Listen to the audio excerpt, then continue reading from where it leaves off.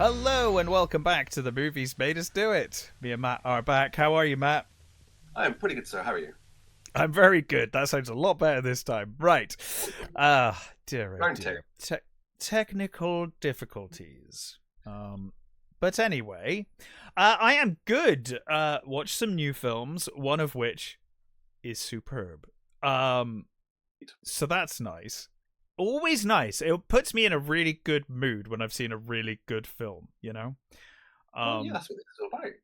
That is what it's all about. Sadly, these days they seem 100%. to be few and far between, but That's the problem for me. And hey, you like what you like. For me, it's few and far between. There's a lot of like, I'll probably never watch that again. yeah. And there's a lot of, wow, this is terrible. But every now and again, you know, a movie comes along and you're like, wow, that was superb. So you know, it's good. Anyway, do you want to kick us off? Where do you want to start? Yeah, shall we start with War Machine? War Machine is not the movie I was referring to. I had a feeling it wasn't going to be. Thermodynamics, motherfucker. Uh, someone's played BattleTech. Okay, directed by Patrick Hughes and starring Jack Reacher. War Machine is I keep calling him John Richardson. It's really annoying. Every time I talk to my wife about him, my brain just goes John Richardson. It's like, yeah, no, that's an entirely different person. That's not an entirely different person. I like Alan Richardson, right? I do, but yeah. he does not have much range, bless him. No. To say the least. And here he might as well be Jack Reacher, except this time he's an engineer. We're to believe he is an engineer, and actually even more stoic. He's even more like, yeah.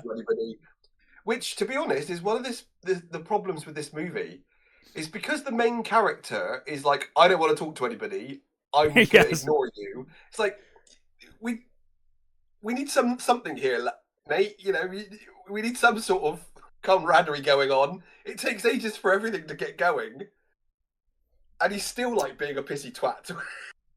Yeah, it's a weird one. So, you know, in this movie, Jack Reacher's brother died in Afghanistan rather than dying in a small town. Did you think the same thing I did as soon as? He was fucked. As soon as Jai Courtney turned up, I went dead. Dead as shit. When he was like, "I love you, brother. You're the best brother in the world," I was like, "Oh my god, this man is so dead." I thought. Now I must admit, I thought he might last until the aliens showed up, but as soon as the insurgents turned up, I was like, "Oh no, he's dead now. He's dying right now." It was too much. It's like, we've got matching tattoos. We do everything. Yeah, they got matching tattoos as well. Yeah. Oh god. We don't give up. It's like, oh dude, you're just writing your death certificate right now. You everything. It's like you are so fucking dead. Yeah, and as soon as the Taliban turned up, I was like, oh no, he's not lasting until the aliens. He's going now.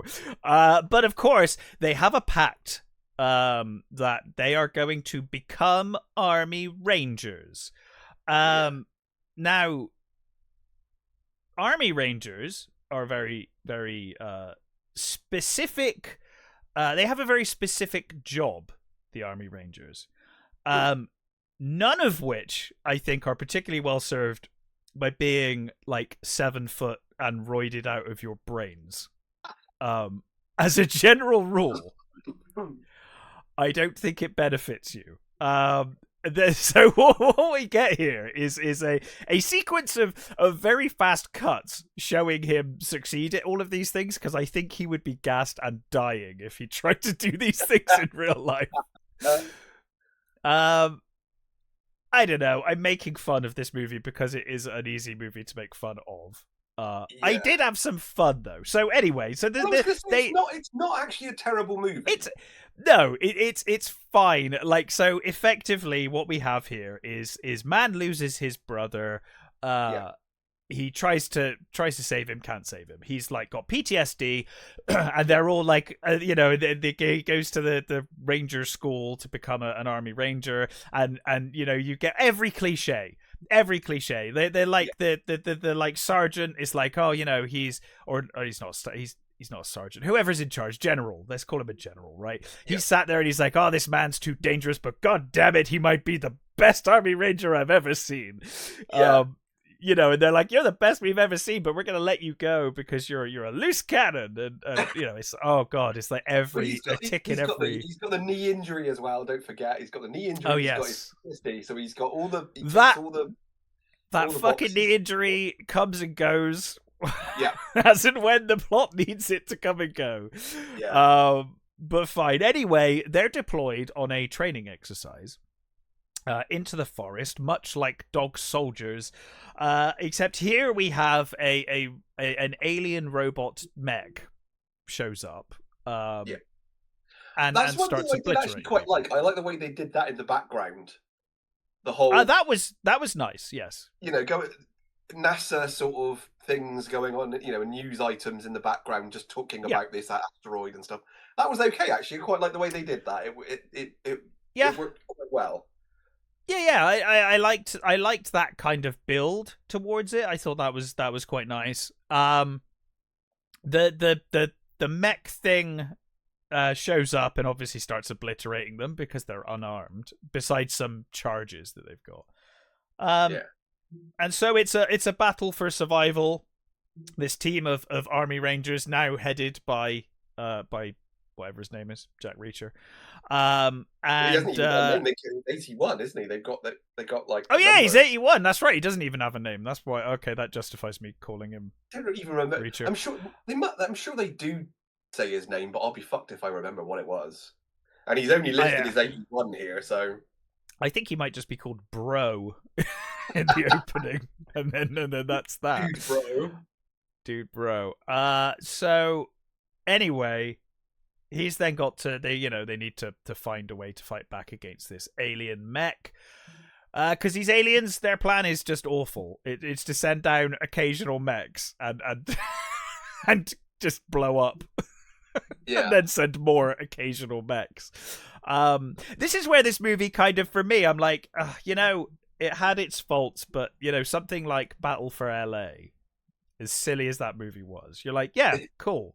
It's army versus a reasonable force of aliens, whereas here you're like, what is the aliens' plan exactly? What is your plan? Like, I don't understand. It sort of felt like this was just a sort of scout mission, didn't it? But then by the end it's not. Yeah. You're told, oh no, they landed everywhere. You go, okay. And it's also not a terribly good, for a scout, much like the Rangers, where it doesn't benefit you to be 7 foot and roided. It doesn't really benefit your scout unit to be a hulking death machine. You'd probably get better recon if you were. I thought the actual mech itself was all right. Actually, it was okay. No, it looks cool, but I just mean as a scout thing. I'm nitpicking. I'm nitpicking. I mean, it looks cool. We all know mechs are silly, but it looks bloody cool. One of the things I really enjoyed, and I love mechs. How fucking brutal it was. Yes, it's very, very gory. Anybody who gets shot by it has a fuck off hole in them. They're dead. They are not getting up. Yeah. The one that really impressed me, slight spoiler, but when they initially run away and they're at the edge of the cliff and then they get blown over it. Yes. And they're falling down that almost sheer cliff face, and they are getting fucked. They are. He's like, I mean, sure, he ends up just getting up, and you're like, okay, right, he'll be fine. But there's a certain amount of hero shit here going on. But you do, like you said, the knee thing really does come and go when it feels like it. But people are like getting broken necks and smashed limbs, and so wow, that was fucking brutal. And I really like that. That was good. Stephen James has a real shit time in this movie. He gets injured immediately and then is just in Oh yeah, he's just incapacitated the whole film. yeah, And you know, he is the ultimately the stand-in for his brother, right? Who he yeah, lost. You know, he couldn't bring him back, so he kind of takes it upon himself to bring this staff sergeant back as a kind of redemption in his own eyes for failing to save his brother. It's a fun movie. It's a fun action movie. yeah. They totally played BattleTech tabletop or Mech Warrior or something. Yeah. Spoilers, because overheating is like the core thing of BattleTech. It's like one of the key mechanics of BattleTech. And as soon as he was talking about it, I was like, oh boy, they're doing the BattleTech thing. Cool mech. It's fun. It's a brainless action movie. You don't really need to pay much attention to it at all. No. But it is fun. I agree. It is fun. There was some genuinely tense moments, like when they're trying to get across the river. That was cool. Yes, enjoyed that. I enjoyed that cool. bit. And I mean, I was quite. Some of the characters do get characterization a bit, and then yes, usually spoiler. just before they die. Yes, exactly. That's what I was going to say. Slight spoiler. And then they die. Yeah.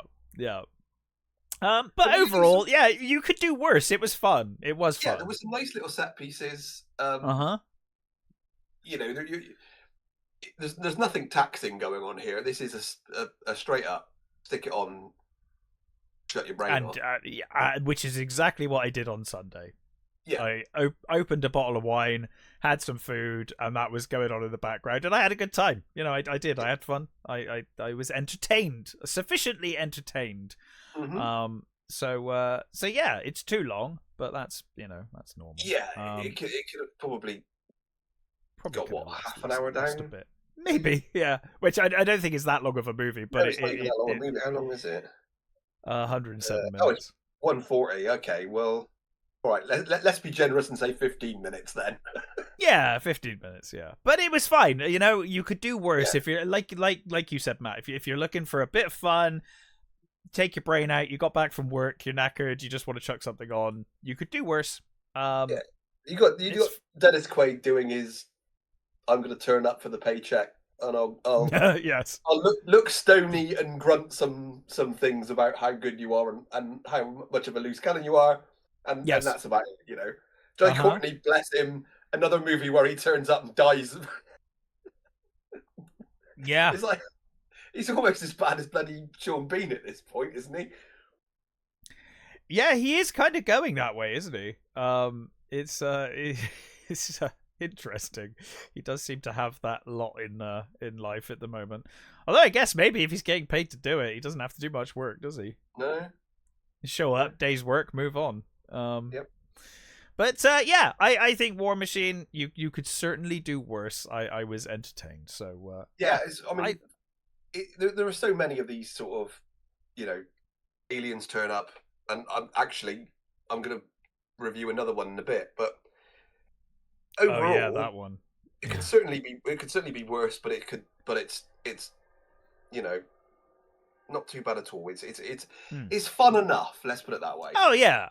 For a Netflix movie, it's good fun. Yeah. Take your brain out and enjoy the explosions and gore. Yeah. Anyway, what else have you watched? So I will go with Dust Bunny. A movie I almost watched about 3 weeks in a row, but still didn't watch. So yes, Mads Mikkelsen's he's like a hitman going after the demons in the closet or something, isn't it? That basically pretty much. That's pretty much Monster Under the Bed, basically. Yes, yeah. So yeah, it's a Brian Fuller movie, and I've previously talked about Fuller before because he did Pushing Daisies, and I fucking love that show. It was a great show, and he's worked on all sorts of stuff. Like he worked on Voyager and things like that.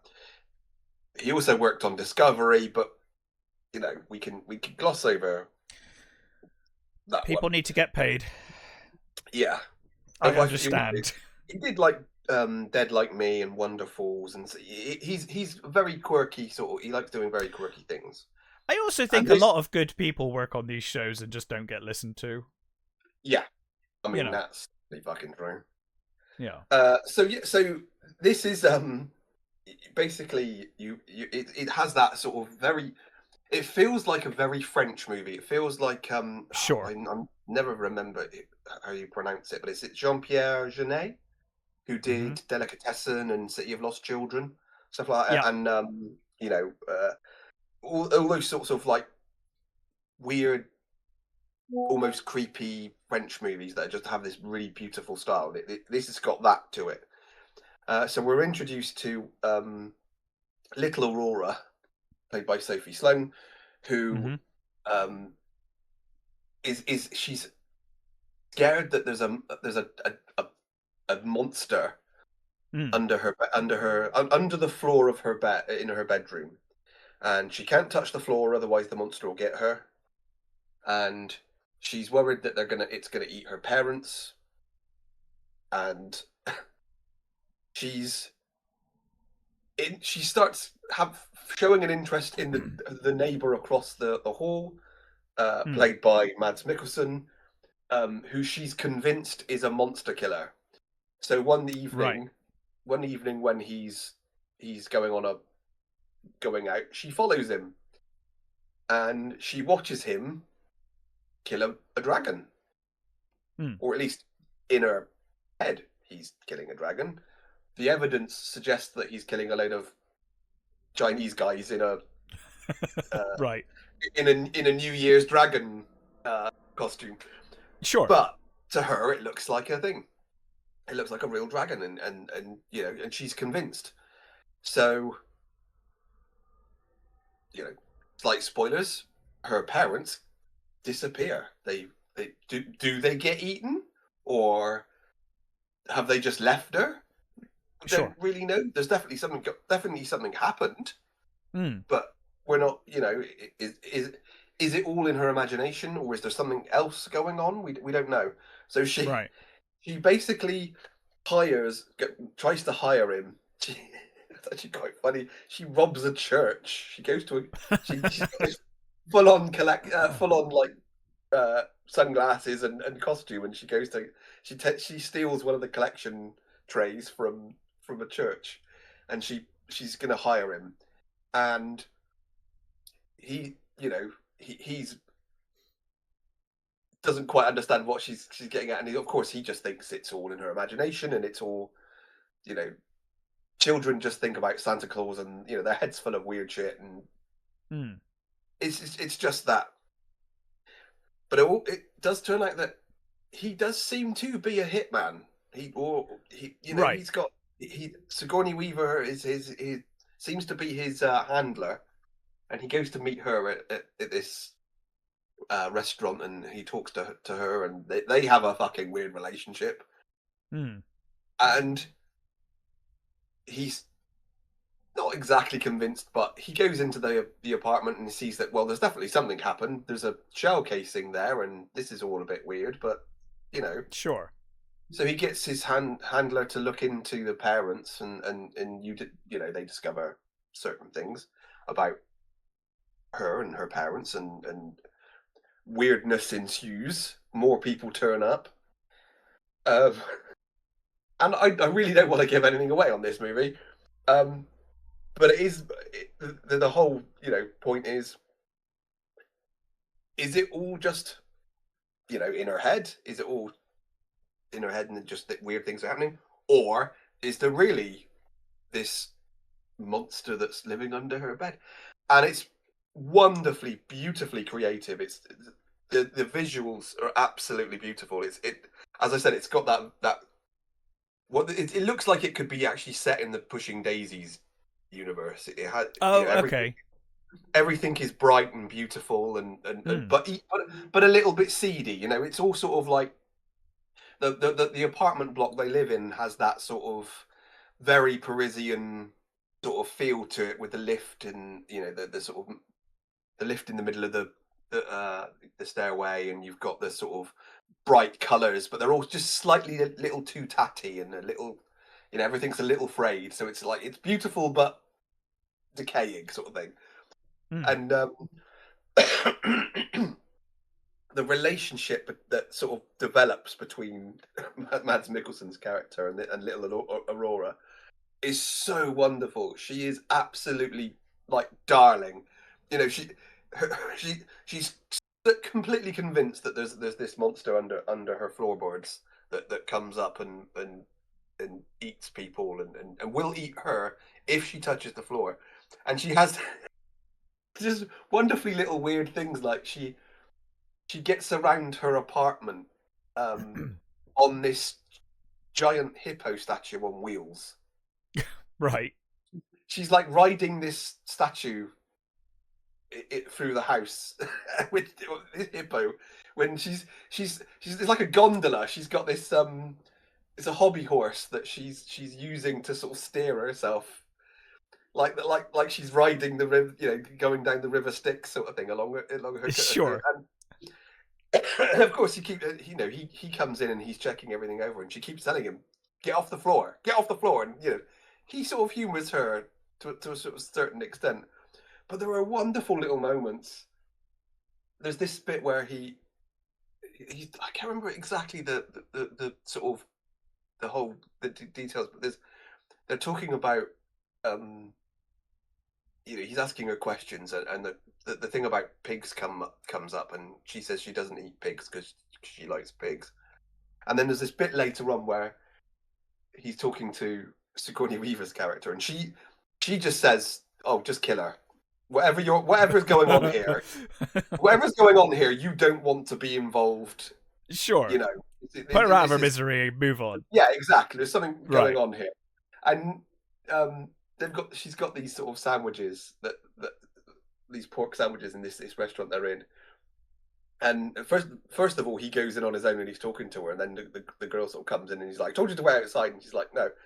And there's this wonderful this little thing, and Sigourney Weaver says, "Oh, have a sandwich," and he says, she won't eat a sandwich. She doesn't like pork." And there's just this lovely little moment where her face just lights up because he's remembered something about her.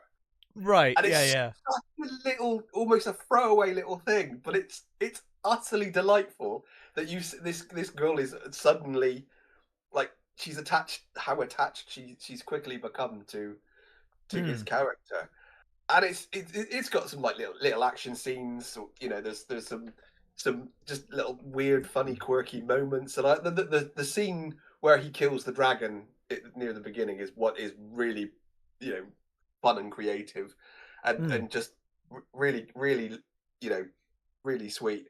And you've got you know, supporting from Sheila Atim and David Dasmalchin, who seems to be just turning up in everything at the moment. But he's you know, usually a pretty good presence when he turns he's up, usually you know. very good. Yeah. Yeah. And you know, I will warn anybody that goes to watch this movie. It is quirky as fuck.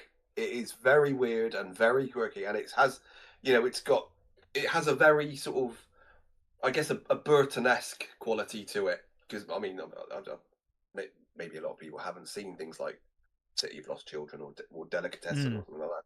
But I think more people would have seen, you know, early Burton stuff, and it does have a very early Burton sort of, you know, you've got your little kid who's a little bit weird, and you know, there's maybe weird stuff happens, maybe it doesn't, you know, and just it's mainly just watching Mads Mikkelsen being a sort of a bit of a grump, and you know, having this young girl warm his heart as they sort of go along.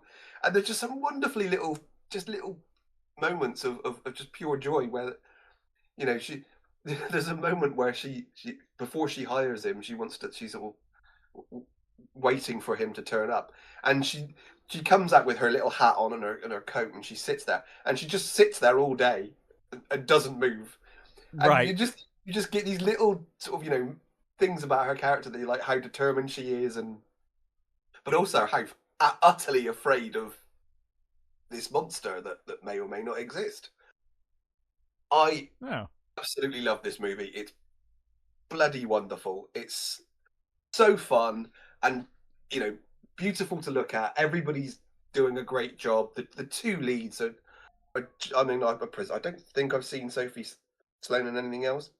Hmm. She, she's pretty young. Yeah. Zero AD. Yeah, there's nothing I've seen her in before. But oh, she's so wonderful, and as I said, her and Mads Mikkelsen's relationship is just real beautiful and just real fun. Hmm. And it will you'll have a couple of moments where it might tear at your heartstrings and stuff, and that's Sure. exactly what it should be. It's if you like weird and quirky and are happy to go to strange places, this is definitely a movie for you. I had such fun with it. It's so beautiful, so much fun. Yeah, give it a go because it's wonderful. Really, really good. All the everything, everything's like just the right level of quirky. And my my wife isn't quite as good with the quirky stuff as I am, and about halfway through, she did say, "I'm not sure I can. I'm not sure I can cope with this." But she did stick with it. She did persevere, and she did say she loved it in the end. She said, but there were moments for her that bordered on that might be enough. But Sure.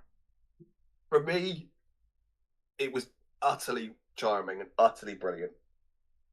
Great. Well, I will definitely check it out. Like I said, I have hovered over this movie for about 2-3 weeks as to Yeah. whether review it on this show. So, yeah, I will definitely check it out. Speaking of quirky and sticking with that kind of strange, I guess, tone, Hmm. I saw Good Luck, Have Fun, Don't Die, Oh, nice. directed by Gore Verbinski. And starring Sam Rockwell.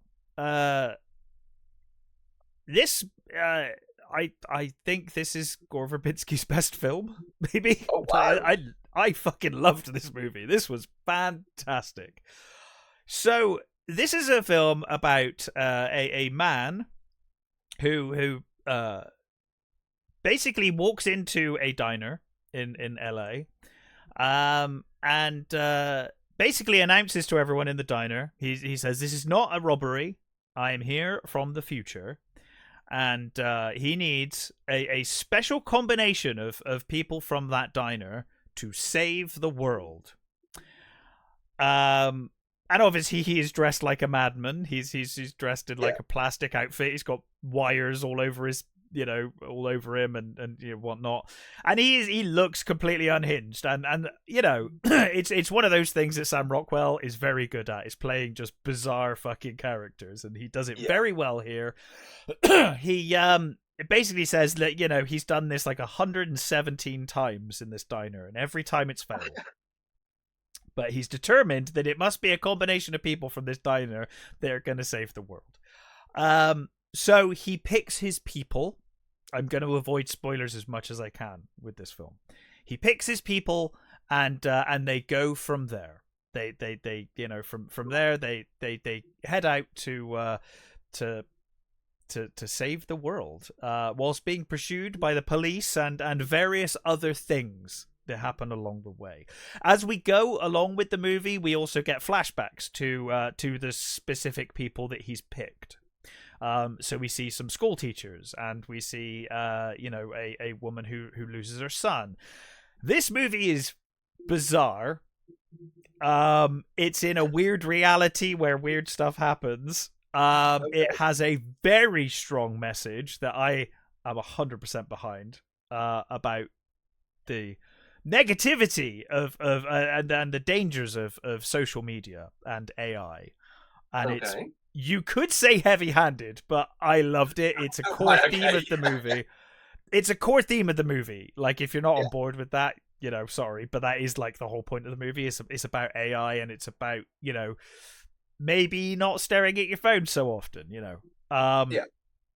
And so we get flashbacks to certain characters. Like I said, the teachers. One of the teachers basically notices that some of the teachers are disappearing from school. They're going on sabbaticals all the time, and just not coming back. And he's brought in as a substitute teacher by his wife. I think it's his wife or his girlfriend. And he's like noticing that no one's paying attention in class. They're all just staring at their phones. And he's like, why do we allow phones in the classroom? Like, surely we shouldn't be allowing that. And they're just like, what are you talking about, man? Everyone's got a phone. You can't take phones off of them. It's like a basic human right? And it's quite clear that the teachers are scared of the students, and the students kind of rule the place, and they don't really listen. He ends up seeing one of these girls scrolling through TikTok or whatever app it is. I think it's meant to be TikTok. It's like fast videos, and she's like scrolling and scrolling and scrolling, and he kind of becomes mesmerized by it. But then when he reaches out and touches her phone, and as soon as he touches her phone, all of the phones come up with this same symbol, and all of the kids turn into basically brainless zombies and start chasing after him. This is in a flashback. Okay. It will then go back to the current point where they're just with this random guy who says he's from the future and he's there to save the world. If that all sounds odd, because that's just one of the many odd things that happens in this movie, you may not get behind this movie. But honestly, this movie is fucking excellent. I had so much fun. It is really witty. It's really funny. It is really out there in places. All of these disparate random stories. For example, one of the women that he's with, she her son died in a school shooting, and then she got a clone of her son made. She went to a place and she picked her preferences on what her son was like, and then they made a new son, and then she meets up with other people in the past who also had clone sons, and they talk about, our daughter died in like 3 or 4 school shootings. She's died 4 times over. So this time we decided to have fun, and we just made her Muslim, and we just said she's like 9 foot tall and she's just really weird. We just decided to do that because we thought it's funny. Okay. It's lots of very strange stuff in this movie, but it is very, very well made. Honestly, I had so much fun watching this movie. It is hilarious. I think the social commentary is absolutely on point. I think it delivers its message very well. And above all else, it's really well acted. It's really entertaining, and it's really well directed. Gore Verbinski's done some good stuff and some not some good stuff. There's not so good stuff in the past, in my opinion. I really like To Cure for Wellness, but I like that a lot. It's again, it's another weird, quirky movie. And I thought the first Pirates of the Caribbean was very good as well. Actually, I like most of the Caribbean. The first one is a great movie. The rest, less as they go. The rest so much, yeah. But the first one's great, and he did do The Lone Ranger, and that's. That's that was a fucking mess. That movie. That was terrible. But this movie is massively quirky, and I think in my opinion, it's probably. I mean, new filmitis. I've only just watched this movie, right? But I loved this movie. So I will say this. It's not really a spoiler. The target. The thing. So he's got a timer that's counting down to the end of until the point of no return, effectively. Yeah. He's got a switch where if he presses it, he will get sent back in time and start again. So quite often in the movie, when they're under threat and it looks like they're all going to die, he'll just be like, "Am I pressing the button? Am I pressing the button?" and giving up on all of you. Right, okay. And he's quite callous in places. He will just let people die for the sake of the mission, because he's done it like 120 times before. But the target, so he's got a countdown. A thing that's counting down, and the whole point is that a 9-year-old child is making an AI, and this AI will be made at the time that the countdown ends, and once it's made, it will not have any of the safety features that they later invent for AI, and it will be completely out of control, and in the future half the population's dead because of this AI, and it's basically taken over and whatever. Right. So they need to track down and kill this 9-year-old across the town or across the city in time before the countdown comes down. The trailer had a very Gilliam feel to it. It feels very Gilliam. Do you know, to the point that I was like, when I started watching it, I was like, is this Gilliam? And then I looked up, I was like, oh no, it's Gore Verbinski. I was like, I genuinely, it could have been Gilliam, like in places, especially at the start. I was like, this feels very Gilliam-esque. But no, this film is fantastic. I highly recommend it. But much like Dust Bunny, as you just reviewed, it's out there, man. It is fucking out there. So if you're not ready for a weird time, you may not like it. But I absolutely love this movie. It's in my top 5 for the rest of the year at the moment. Okay, very good. So yeah. Anyway, what else have you watched? So I also watched Worldbreaker. Yes. So Worldbreaker. This is going to sound terrible because this is Brad Anderson who made The Machinist, which I thought was superb. Made some good stuff. I'm just going to say, and this is terrible because this movie might be great, but honestly, I was just turned off by the Amazon Prime thumbnail. I was just like, no. Because Mila Jovovich has not had a good track record lately, and the whole poster screamed just awful post-apocalyptic movie, and I was like, no, not today. He does seem to be walking through a lot of movies lately. Yes. And I will say, this is no exception. Oh, I thought it might. Yeah, I thought that might be the case. He is not in this movie very much. She's probably in this movie. Oh, she's all over the poster. Oh, yeah. I thought that because I got the synopsis and it says a father hides his daughter. And I was like, but Mila Jovovich is all over the poster. She's basically in the movie at the beginning and maybe a little bit at the end. Okay. It's one of those movies. Yeah. I mean, yeah, as you said, the director, he did The Machinist and Session 9 are fucking 2 movies that I don't think very good movies. Enough people have seen because they're Machinist is, I think, one of Bale's best performances. It's so wonderful. It's absolutely up there. Such a weird little movie, and Session 9 is really good as well. It's a really creepy horror. Yeah.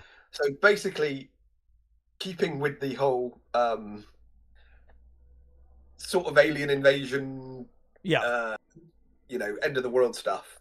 So we've got these things, these breakers that have turned up. Basically, they were underground, and at some point they just there was a big crack in the earth and stuff, and they turned up, and they're very sort of spider-like, and a bit sort of generic.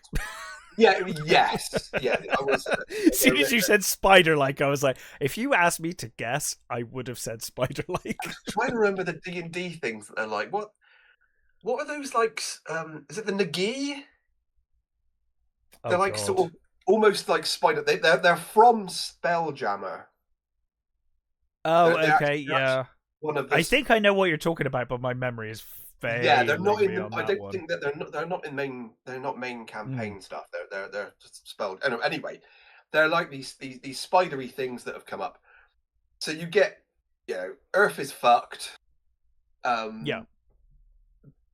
Guns can slow these things down. They can kill them, but it takes a lot. So they've got back to swords. So they're now, you shoot them to keep them back, and then when you got to get in close and cut their heads off. So you can only really kill them by cutting their heads off. And they can any cut or bite will infect a human, and they become hybrids. Okay. And then they use the hybrids as like their eyes and ears. So the hybrids turn up, and then the hybrids scream, and then the monsters turn up and kill everybody. So they've basically been slowly moving away from, it's like they're going further north as with each sort of iteration, and so you've got Luke Evans is the dad, you've got Mila Jovovich as the mum, and then you've got Willa, their daughter. And there was a moment where I was like, oh, fuck off. So there's this bit where they go, men are very easily defeated by these creatures because they can turn really quickly. Women are much more hardy against them. And there was a moment where I was like, "Oh, fuck off! Are we really doing this?" Sorry, But I'm they confused by the statement. What? They can turn really quickly? yeah. So basically any, as I said, any bite or Yeah. So men are like are okay. Yeah, fine. yeah. Okay, So fine. So men are like easier. genetically, for some reason, the men are turning faster Yeah. than the So women when they get bit. genetically, Okay, cool. Got you. men will, because there's this bit at the beginning where they say, "Oh, men got up and fought, and then the men lost, so the women and children had to get up and Sure. fight." Okay. Yeah, And but you're it's like, like a okay, genetic right. predisposition or whatever. Yeah. That's fine. Yeah. And but it was one of those times where you go, "Okay, we're doing this," but they do sort of quickly move away from it. They don't. It's not as big a point as you think. Mm. But there's this idea that, so there's this thing called coda, which was that the dad tells these stories of Coda, who seems to be this sort of mythical figure, and I think it seems to be that I don't know how much time has passed, because I don't know how old the girl is, but before she was born, there were no monsters, and then after when she was born, the monsters turned up. So there was a. Okay. It only seems like it. What, I don't know. Let's say the girl's what, 13 or something. I think she's not Hmm. really. She's not a tiny kid, but she's not, She's not like a she's a teenager or young anything. teen. Yeah. He tells these stories about this coda, and depending on, it seems, who tells these stories, it's either a bear or it's a guy that had a bear. I like that. I Yeah, like the like loss of knowledge and hearsay and yeah. So that's there's cool. these stories of this, and he sounds like this sort of, like, Paul Bunyan figure. He's this giant with an axe who could fell trees in one swoop and all that sort of stuff. And he's the first guy that fought back and killed, you know. So you've Mm. got these sort of things, and Mila Jovovich's character is that her parents obviously both fought, but he's injured. He's got like a gammy leg. Another person with a gammy leg.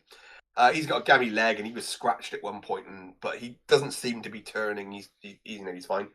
Mila Jovovich is still, she's got the armor and the sword and stuff, and Yeah, the, the, she sounds like she's playing Mila Jovovich pretty in much, this yeah. movie. Yes. Yeah, and she's playing Mila Jovovich, and not very convincingly either. Um, basically, the creatures are moving in, so they've got to evacuate again. They've got to move to another place. So Luke Evans gets Willa, and they're like, "Okay, we've got to go." So they go, and they bug out. They move away. They have, a sort of interaction with a guy who wants to move on, but he's been scratched, and the dad has to do what he has to do, and they end up. It's like a year later or so, and they're living on this little island in. I mean, it's clearly filmed in Ireland. I will give it this: the scenery is beautiful. It's Oh yeah, Ireland is very beautiful. So yeah. they've done their best to find some truly beautiful, landscapes Mm. in Ireland. So I think they're supposed to be in Ireland. Maybe, I mean, you would have thought they'd be in Scotland by now, because the way they keep moving. But anyway, they're on they live on this island, and he's training her, and she's living on these sort of stories. And like you said, the thing with the stories, I really liked that aspect. There was a really nice sort of, he's Hearsay over time. yeah, Yeah. but it's the sort of idea that he at the very beginning, he's telling it sort of starts with him telling these stories, and and he sort of says that, oh, the earth it's fallen before, but it's got back up, it gets back up. We have to remember that it's a bad time right now, but we will get through it. We will, we will get through it, and we will persevere. And I like that Mm. element of the film. That was really nice. It was a really sort of, a nice use of storytelling, and sort of and myth and all that sort of stuff. And the problem with the movie is it's quite boring, because it's basically just them sort of surviving, and you don't really see the monsters very much. Right. A slight spoiler: somebody turns up and you get the stupid teenager trope. You know, she doesn't tell Of her dad course. that someone's on the island. She doesn't. Oh, okay. Yeah, yeah. She keeps the person in a cave, and and you think, oh God, really? It's like, okay, fine. Overall, it feels like it's a setup for another movie. It feels like Oh, okay. Which will probably never happen. yeah, exactly. I think it feels like by the time you get to the end, you're like, okay, so this is where the movie kicks off. Oh no, it's over. Oh, okay. It's like, yeah, that's it then, is it? Okay. Which, I it's guess Mila's like, if this movie does well enough, maybe I'll come back and star in the next one. yeah. Yeah. It kind of feels like it should have been like a TV show that had multiple Okay. episodes Yeah. and maybe a few more encounters with the monsters would have been nice. Um, Hmm. Luke Evans is great. He does a really good job with what he's given. I like Luke Evans a lot. It's nice to hear a Welsh accent every now and again. Um, he's not required to do an awful lot. Just be sort of gruff dad and Sure. tell Yeah. stories and stuff. But that's fine. He does it. Um, Billy Boulet, I believe, is the girl playing Willa. She does again. You know she's doing the slightly annoying teenager thing, but she's not annoying to the point where I wanted to punch her too much or anything. She's they Sure. gave her stuff to do, and that's what she's doing. But she did it quite well, and she's charming enough that I didn't want to murder her. Um, it's just not very good. I mean, War Machine was better than this, but Okay. then War War Machine was Machine fun. War Machine's more of an action movie. This is less of an action movie and more of a sort of survival movie. It Do you know reminded me of it reminded me of that I forget what it was bloody called, but it was that uh, Nick Cage movie that we watched where Nick Cage was in it Arcadian? for That like was fun though. yeah, Arcadian was it was good. when Nick Cage was in it for like 10 minutes. Um Yes, yeah, which was funny, but it was actually a very very good movie despite its yeah, budget. it I sort thought. of in places it reminded me of that, but that is a much better movie. That Yeah, yeah, yeah, the tension in that with the creatures that were yeah. the burrowing creatures, that was much better, and they were I think those things were genuinely The horrible. design was great. It was one of those Yeah, things. it If was they just had a bigger budget, that film would have been gross. They fantastic. were Yeah, horrible, and but all, weirdly sort of almost goofy looking, like yeah, but there's literally. something scary about that, Yeah, though. There, they yeah, were literally there's sort of based on the way Goofy looks. So it's yeah, yeah. Like if Goofy was real, yeah, yeah. if Goofy was slightly more terrifying, Uh huh. that was what those creatures would be. These ones, not so much. I mean, the when you do see the hybrids, the makeup on them was pretty good. I liked the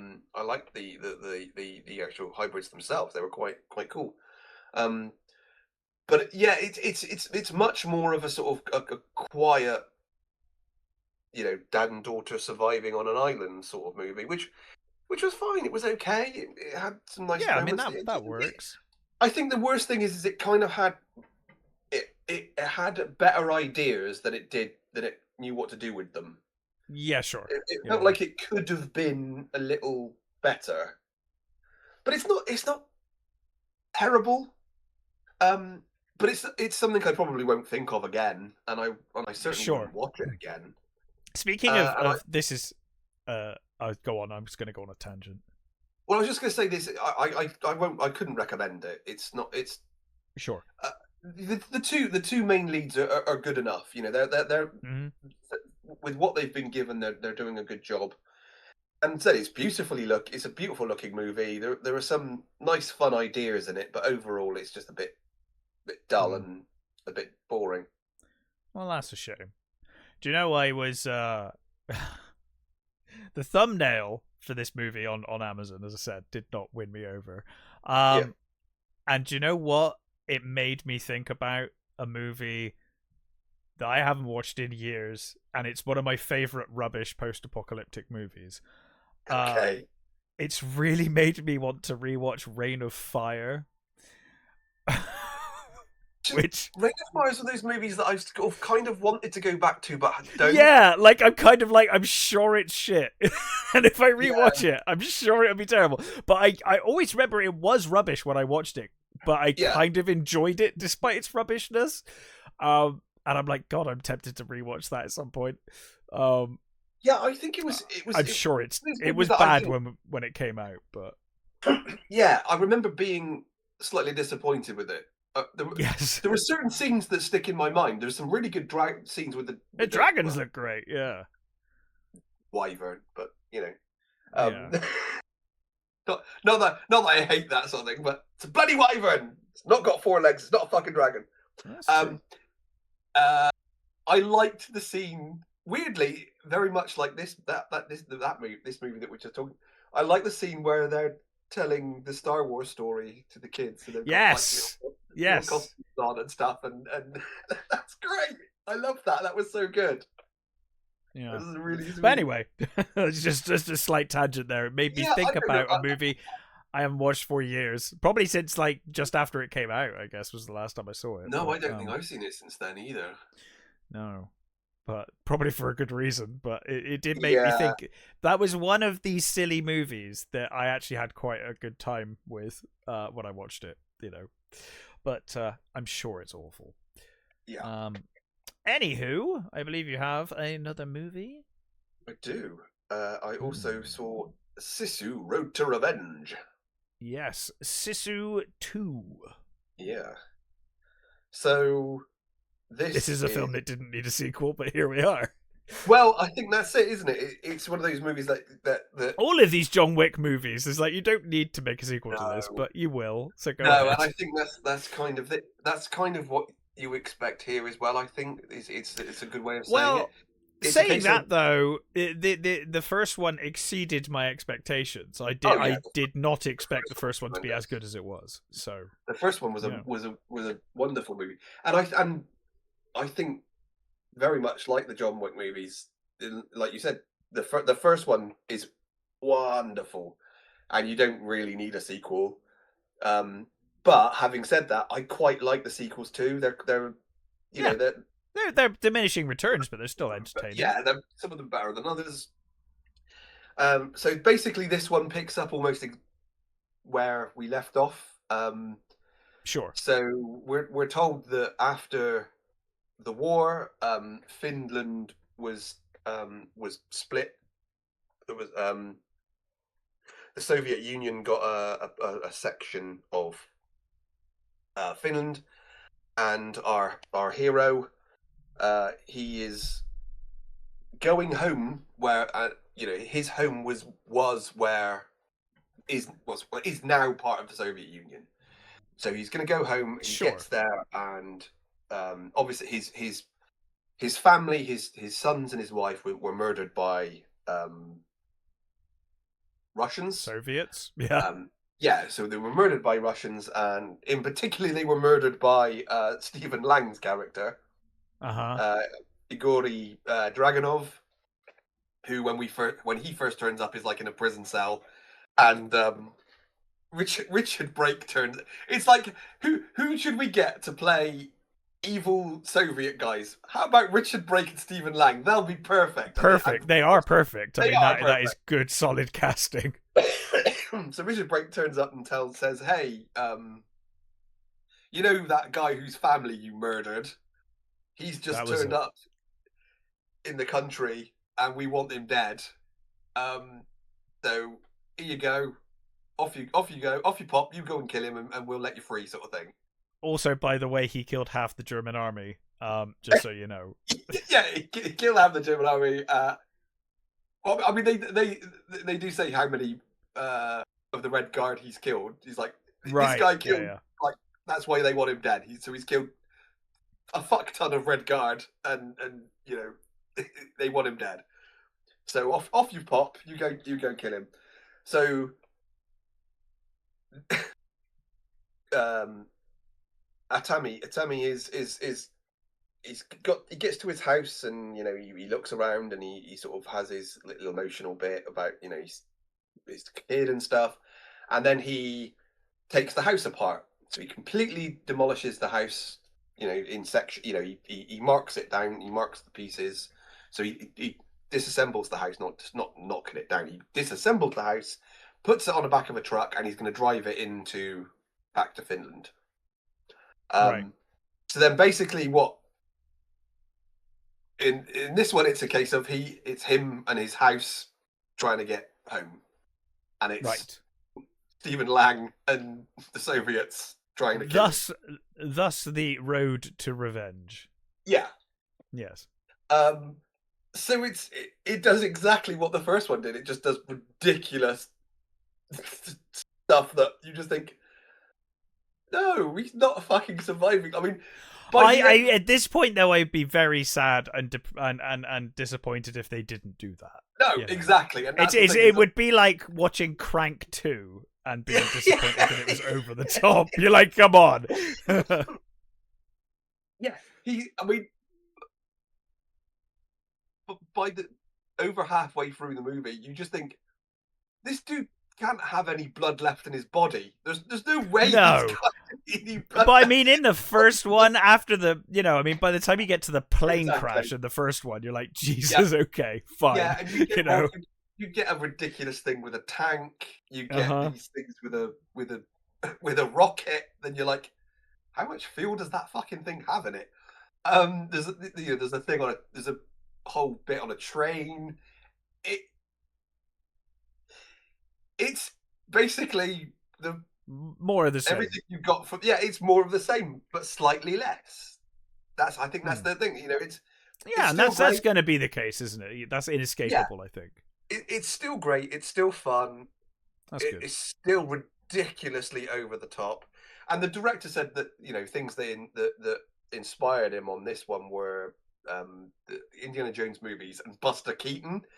And the more I thought about that, it's like, yeah, he's basically just psychopath bloody Buster Keaton. He's doing these ridiculous sort of almost pratfalls and surviving these ridiculous things. Stephen Lang is I mean, he's kind of just walking through it a little bit, but it doesn't really matter. When they do get their confrontation, he's very talented. Him walking through stuff is still good, Yeah, I mean, Stephen Lang is one of those surprising actors because he can do. I think these days he tends to get chucked into that the role of sort of horrible or bad guy or like. He's got the face of a villain. Let's be honest. He just has the face of a villain. He does, and he has played some great villains. So he has, yeah. He's not stretching or anything, but he works very well. I think it works really well because they're of a similar age, and it's. I think initially the director, what's the director's name? I'm going to butcher the name. Jalmari Helander. He initially wanted to have a younger actor play, and then I think somebody suggested Lang, and he was like, "What if we can get him?" Yeah. And apparently Lang was sent the script, and he was like, "Well, I've not seen the first one. I'll watch it." So he watched it. And was like, "Yeah, that was funny. I'll watch this is my bag." Yeah. Yeah. So there's no sort of stretching going on, but he does a really good job as this awful Russian. It's great. There's not much to say really, other than the fact that it's more of the same done almost as well, and that is fine. That's exactly all you could want. That's why I recommend it. Certainly, if you like the first one, then you'll still get a kick out of this, because it is just him surviving dumb shit. It's completely involved. There's a bit with a knife that where he does this. He bites down on the grip, and I knew what he was doing as soon as he did it because I've seen it in other things, but maybe not as big a blade as what he does. Right. I don't want to spoil it. Okay, I'm gonna spoil it. This bit. So he destroys the handle of his fucking full on, you know, combat knife. He destroys the handle of it so that he can insert the blade into his leg to hide it. Sure, but it's a ludicrous blade. I mean, we're not exactly. Yeah. I've seen it in other things. Like you get these. There's a I can't remember what it was, a ninja thing that I saw years ago, but the ninja guy hid quite a small blade just so that he could escape, sort of thing. You know, it was a very small blade in his arm, I think. And it's like, okay, that's sort of fine. I mean, I wouldn't want to do it, but he's hiding a full-on fucking, you know. And I've seen like movies where I've seen movies where they've done, you know, the same with like Stanley knife blades and stuff, you know. Yeah, exactly. But not like a machete. Yeah, he pulls a full-on bloody Bowie knife out of his fucking leg. Sure. But again, after the first movie, what do you expect? You know? Yeah, that's it. What do you expect? That's fine. And that's exactly it. It is one of those things where you just got to go with it. If you're not, I mean, if you're not on board by that point, then it is a sort of like, you know, then why bother? Because the whole movie is ludicrous. And I will say there was a moment at the end, and I won't spoil it too much. There was a moment at the end that genuinely got me. It was a teary moment. It was a lovely little moment. We said that about the first movie, that it was surprisingly moving and surprisingly beautifully well shot. That first movie. Yeah, and then for something that on the surface is so silly, it had its moments. Yes. This one does feel a little bit more CG in places. Sure. But overall, it's still really, really, you know, pretty and you know, the use of the countryside, which I don't think he filmed a lot of in Finland this time. I think it was somewhere else. But yeah, it's it's more of the same, and it's good. I really enjoyed it. It's more ridiculous, over the top destruction and surviving ridiculous things, and you know, you've got his dog as well. He's still got his dog, which is great, and yeah, I really loved it. It's big dumb silly stuff that's just so much fucking fun. So yeah, if you like the first one, then you're definitely gonna like this. It's right. It's almost as good. Excellent. Well, I believe that is all of the films. Do you want to talk about some news? Yeah, let's go for it. So, should we start with the one that makes me sort of happy? Sure. There's two there's two stories that sort of that kind of make me happy, and one's apprehensive, one's very happy now. Okay. The first one being the Buffy reboot has been cancelled. The not Buffy reboot, yes. The not Buffy reboot has been cancelled, which I'm really happy about. I did not trust... it screamed like it screamed terrible idea to me from the start, to be honest, bringing back Buffy again. I mean, they continued it with the comics, and that went downhill pretty quick as well, to be honest. Yeah. I just think if you're going to do it, just remake it at this point, because it, you know, it's done. Yeah. It's fine, and it's over, and the ending was really dumb to Buffy. So, you know, and they immediately undid all that in the comics, where most of them died because they were like, "Oh shit, we made everyone a fucking Slayer." And then it's like in the first comics, they're like, "Oh yeah," and then they all died. Now there's only a few left. It's like, yeah, that's the only sensible thing you could do, really. But I loved Buffy. I mean, Buffy was such a good show. And Angel, loved both. And Firefly, which we'll get to in a bit, I'm assuming. But I just don't think there's any need to go back to it. I think if you want to reboot it for you know, modern audience in a modern school, then do that. But I don't think Buffy needs to be hanging around. I think just do a new Buffy and do it. Stand on your own 2 feet. I mean, they have been trying for years. They keep. It keeps. I mean, it made a lot of money. It's going to be remade eventually. For sure. Oh yeah. I did see some of the script was leaked, and it did look pretty terrible. So oh my god, that script was fucking awful. I I mean, imagine that's why it got cancelled. she only turns up at the end, and she's Mm, working in an insurance broker. Like, of course. great, sure, okay. Yeah, it was a bad idea from the start. So I must admit, I am kind of, you know, I know a lot of people were excited for it. I was kind of dreading it, and I'm kind of Hmm. glad that it got Yeah, cancelled. yeah. I mean, I just didn't think it was going to be very good, to be honest. But I'm sorry for people that genuinely were looking forward to it. Obviously, you know. yeah. I mean, the thing is, so Hopefully they'll make it, they'll remake it eventually. yeah, Guaranteed they I'm will, sure they because will. Buffy is too big of a property to not be remade. Hopefully Yeah. it will be made better. It will be remade and it'll be a better version.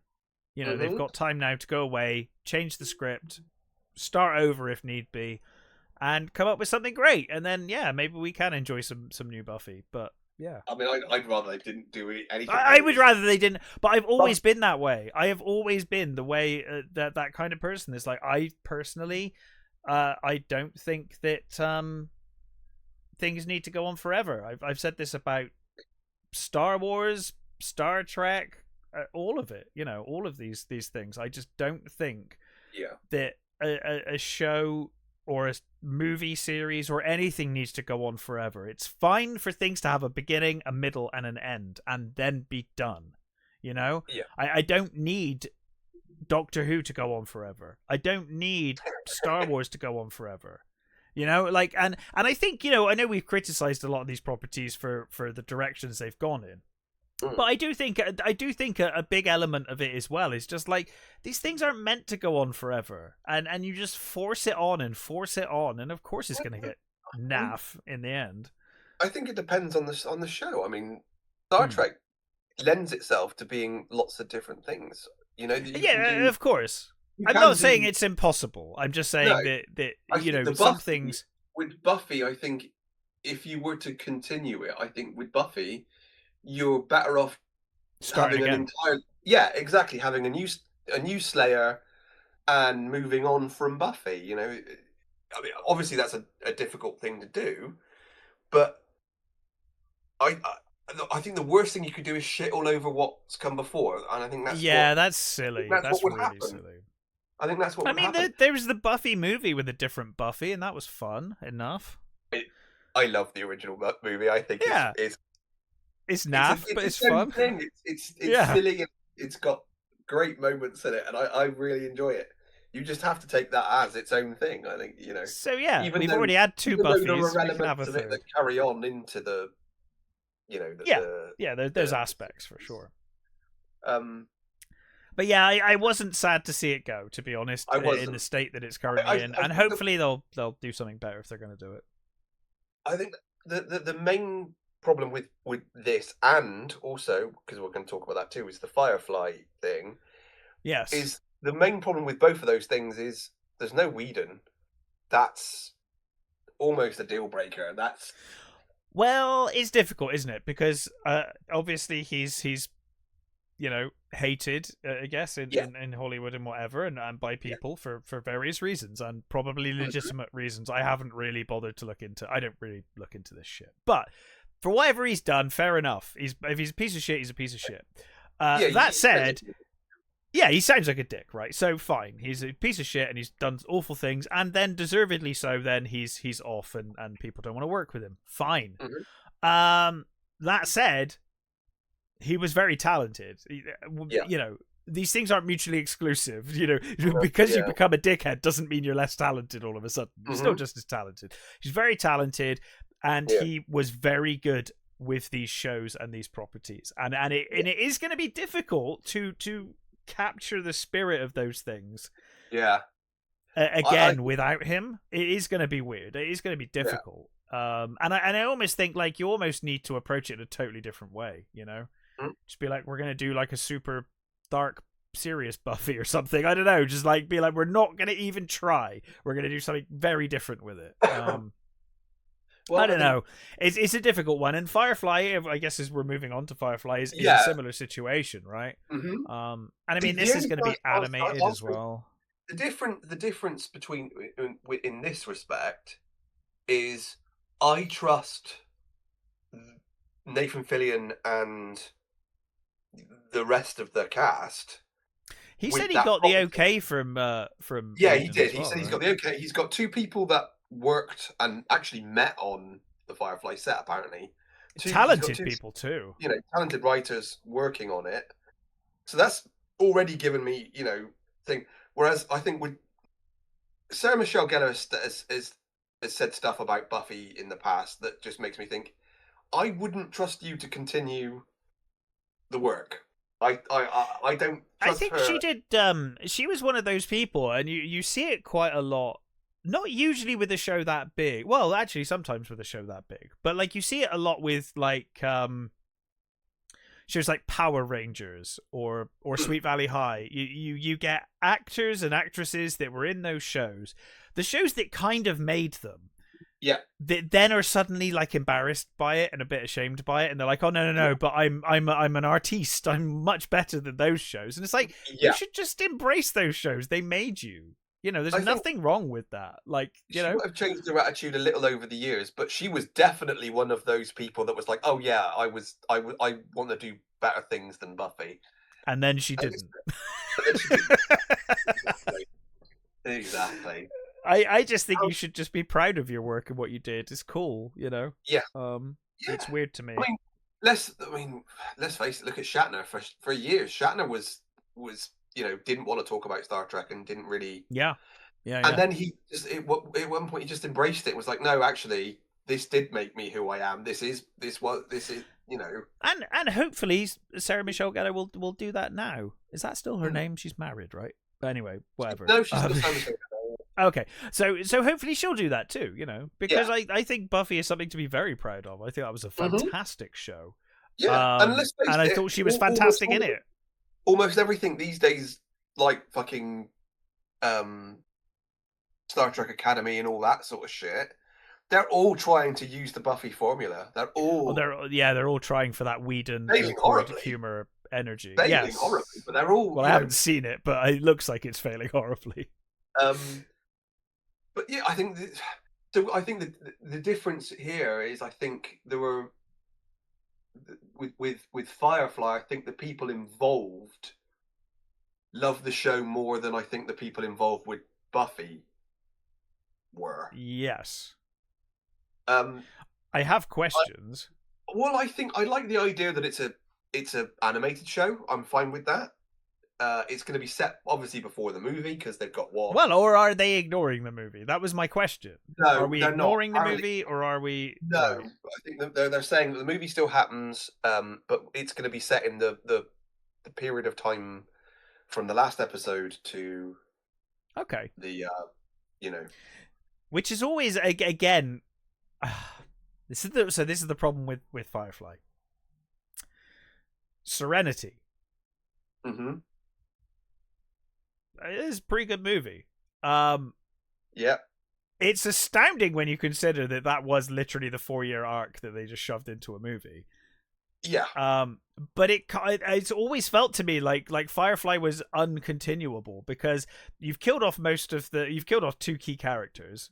And also you've blown your load. You've told this whole story. You've just told it very condensed and shoved it all into one movie. But now it's like, okay, so you're going to do something set before Serenity. But since Serenity had like 99.999% of the entire fucking plot, what are you going to do? I guess it's just going to be like a throwaway thing, which is fine. But I mean, they can certainly explore Inara's character more. That would be interesting. I mean, if they do more interesting character stuff, yeah, maybe that's the way to go. That could work. I don't know who they're going to get, but I think they're recasting Shepard. Yeah, the actress died, right? So they. Yeah, so he's died. So they're going to recast it. But well, either that or they don't, because he did disappear. Well, that's it. They could say that he went quite quickly. That he. But I would still like to know his backstory because he had some interesting stuff where he obviously was involved with. Apparently, there's a comic that explains it, but I've heard it's really bad. So let's ignore that. So yeah, exactly. Yeah, I kind of don't want to know if it's going to be if it's not going to be Because I think the problem with that as well is it's one of those things where fans are like have it in their head what they think it is, which in some cases, yeah, I guess you're always going to have where, that. yeah, it's never going to be as good as it is in your head.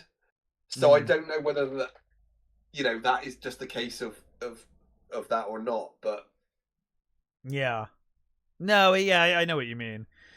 I mean, I'm certainly more excited about this than the Buffy reboot. Anyway, there's still a lot of alarm bells, but I think the thing is that the crew, the difference is the actors for Firefly have always been, no, this was cut down. We all still love it, and we'd love to continue it. They've always had the same thing. Where I think the Buffy actors and stuff were not as. I mean, the big difference is Buffy got an ending. Buffy was how many seasons? Like 7 seasons or something. Firefly was barely a season and got cut down. So there's a big difference there. There is a huge difference there, and people have wanted more Firefly forever. I mean, it's a running gag in most TV shows. They reference Firefly. It's been referenced a million times in shows about the cancellation of Firefly. I mean, there's definitely some room for story for sure. Like you said, I mean, I'd like to see like why was Book involved with the Redcoats? What was the deal with that? What was the deal? Why? No, the Red. He's part of the military, right? Rather than the rebels. Yeah. He obviously had some ties to the military. So I'm calling them Redcoats. Sorry. I always kind of presumed that he was something like high up character. Yeah, like a yes, maybe. I guess that's probably what they were doing. And I guess you don't need to state that outright. I guess we can infer that from the show. But yeah, I mean, the whole like continuing thing. Did you ever watch Castle? Oh yeah. I mean, there's even that brilliant bit in Castle. Well, Stargate did similar with thingy, didn't it? Oh God, why am I blanking on that show's name? It'll come back to me. Continue. Farscape. Thank you. There we go.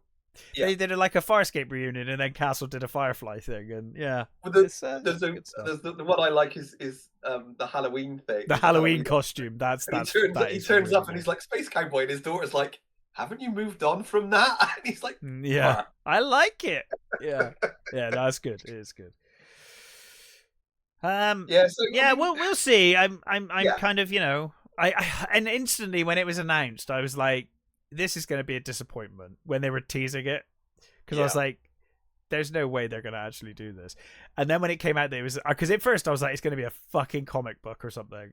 So it was better than I feared, or a podcast with all of them was my other thought of like the lowest. That's what was the worst. What was, I mean, because they've got. Have you heard? Once We Were Spacemen, there. I've not listened to it, but it looks quite I've listened to everyone now. They're actually really good. They have really good guests, and they were on. I'm really enjoying the what is that show? The drop in names and Spiner and that's very good. One.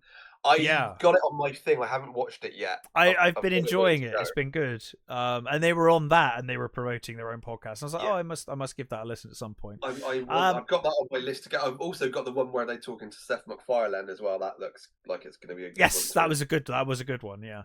But yeah, so I'm kind of like, I was like, okay, so it's better than that. We got an animated show, but I do feel like, when you see all the cast there, you're like, oh fuck, could you not just do it as a show rather than animated? But I guess that would need a lot more money and a lot bigger budget. I get it.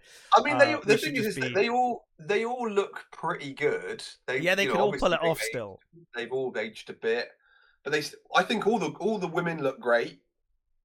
The one who looks the oldest is Jane. He looks like he's been through the wars.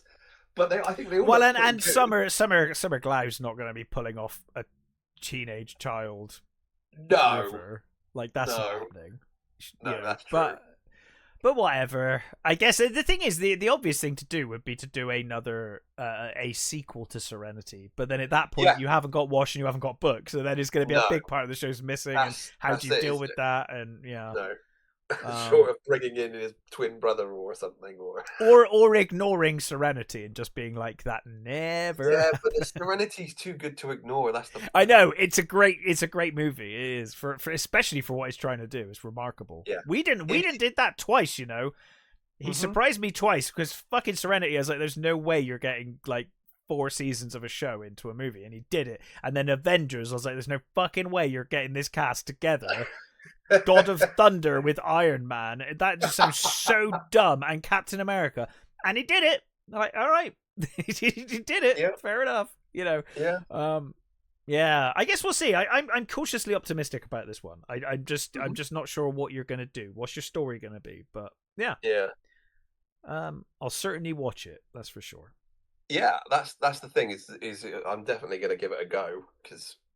Why the hell not? You know. Oh, and the animation studio look very talented too. Yeah, it's Shadow Machine, isn't it? Who they've done some pretty good stuff. So, you know, and they've got they did have a couple of pictures of the crew, and that it looked great. Look fantastic. So yeah. But are we looking at what is effectively like, you know, the first couple of episodes of Teenage Mutant Ninja Turtles where you're like, oh wow, that looks amazing, and then the animation just goes right downhill. It's like 2 episodes in. Or Thundercats. Thundercats is a better one, where it's like that opening credits are amazing, and then you get into the show, you're like, this looks nothing like that opening, because they got like a Japanese studio to do the opening, and then everything else was just done by some company in America. Well, hopefully not. I mean, it sounds like the biggest thing for them is they don't actually have a home yet. They don't actually have a. Well, that's the risk, isn't it? And Buffy thought it did have a home, so yeah. Well, Buffy did have a home, but apparently it was to do with the director, Chloe Zhao. She wanted to do everything herself, apparently, and was working on something else and didn't want to get round to it. She was dragging her heels, and I think that they were hemorrhaging money, and they said, "That's it. We got to, you know, unless you're going to do it now." We're closing this. Yeah. Pull the trigger, or yeah, fair enough. Yeah, so I think they took too long to get themselves sorted, and the company were like, nope, this has already cost us too much money. Well, I guess we'll see with Firefly. I'm cautiously optimistic. Yeah, I'll leave it at that for now. Is there anything else you want to talk about? 2 trailers. The Spider-Man trailer. Looks like a Spider-Man movie. Why are Marvel incapable of just telling a story? I don't know. Why the fuck? I start watching the trailer and I'm like, cool, it's following on from the last one. You know, he can't speak to you know, MJ or whoever, and you know they're going off to MIT, and great, this is cool. Yeah. And then the trailer gets going, and you're like, oh, so you're doing Man Spider, but you're also doing One More Day or Brand New Day. Yeah. But then you've also got the Hand turning up for some fucking reason, and the Punisher's here for some fucking reason. You're like, oh, just tell a fucking straightforward Spider-Man story. Like, do we need all this other shit? Really? Man Spider's amazing. If you do Man Spider properly, I'd love to see that in a movie. Yeah. I would love to. But they're going to shoehorn it in with about 50 other things, and it will get no screen time. They'll half-ass it because they're going to be doing so many other bloody things. Yeah. Oh, just tell one story, please. I mean, it looks fine, but I'm just like, there's too much stuff going on in this movie already. Well, the Spider-Man ones at least have been relatively consistently good.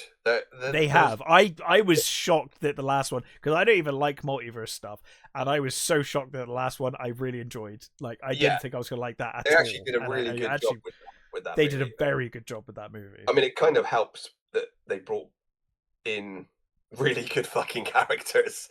I mean, Doc Ock and Goblin are amazing, so iconic. Having them was great.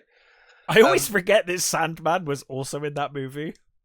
Well, he was in the Amazing Spider-Man, wasn't he? So, Sandman. No, he's Spider-Man 3. He's from Spider-Man 3. I think they just reused reused footage from Spider-Man 3. I think that's all they did, Yeah. and then just put it into this movie. But fine, it worked. I forgot that they did that though. But yeah, we'll see. It just feels like it. I mean, you're right. They've been consistently good, so I guess I should have faith. But the thing like you said, I was like, okay, there's a lot fucking going on here.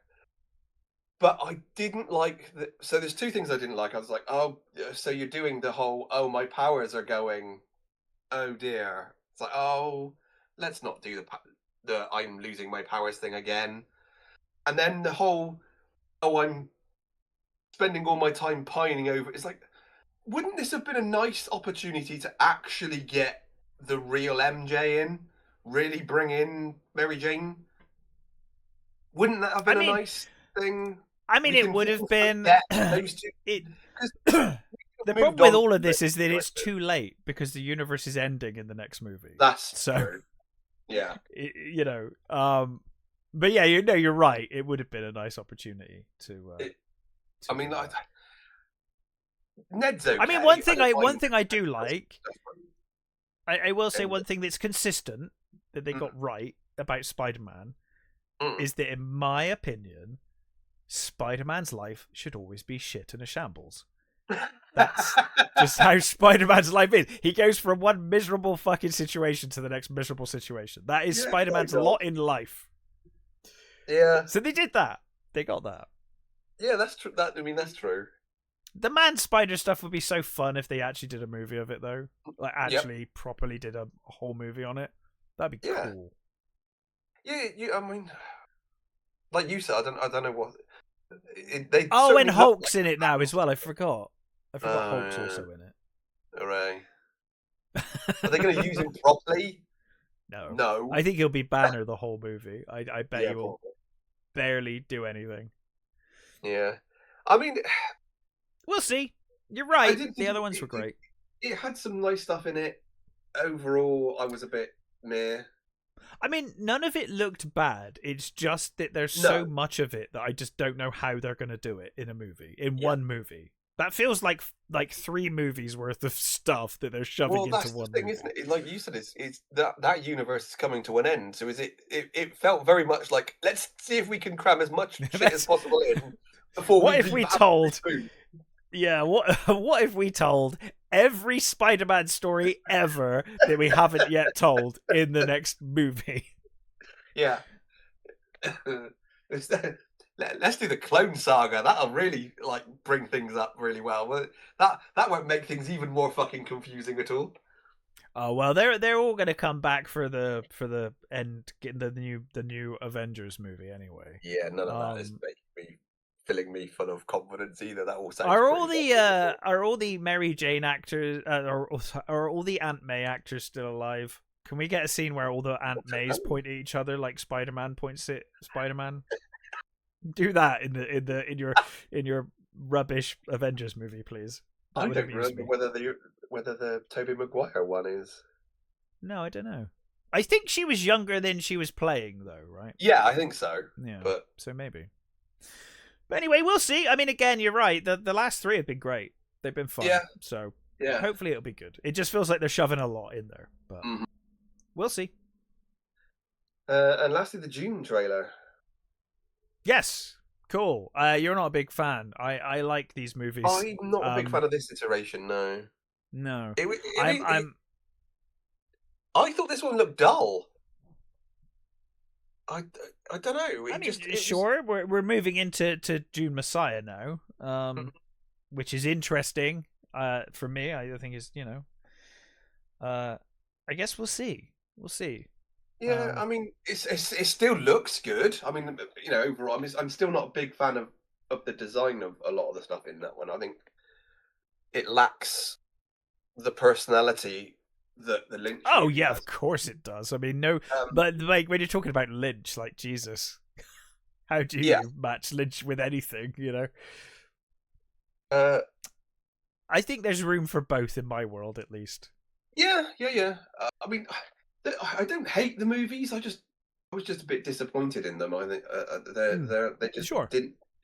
The first one I think is slightly better than the second one. The second one did have some nice stuff in it. I quite liked the Fade stuff. Yes. Was it Austin Butler? He was actually quite good. As I thought he made quite a good fade actually.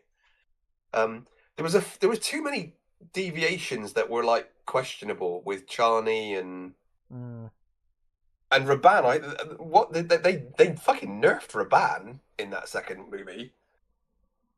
So I don't know. And this trailer didn't fill me with any more confidence to sort of go, oh, I must see that movie. I think I will watch it eventually, but I'm not going to be going out of my way for it. Yeah, I mean, we'll see. It depends what comes out around it. I'll probably end up seeing it in the cinema, I imagine, with friends. But yeah, we'll see. I mean, it looks fine. It looks, it doesn't. There's nothing in there that made me go, "Oh, that looks terrible."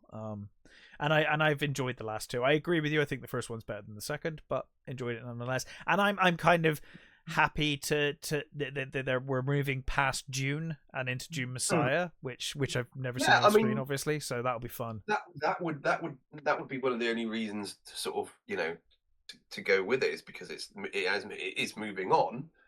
But I don't know. Yeah, it didn't wow me, let's say. No, and that's fair enough. It didn't. Yeah, I mean, it didn't surprise me or make me feel either way, other than I can watch more June. I'm looking forward to it. Yeah, I mean, we'll see. We shall see. I'm struggling. I need to get to the cinema. I really want to watch Project Hail Mary. I want to see that too. Need to do the cinema more this year, but I'm already failing miserably. So, there we go. Yeah. Maybe June. Well, hopefully this year is going to be better than last year, because last year was pretty fucking dumb. I want to watch Disclosure Day as well when that comes out in June. Yeah. So that looks good.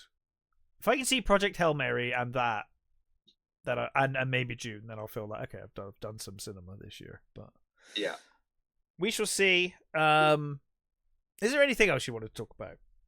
Nope. Marvelous. I think that's it, really. End show.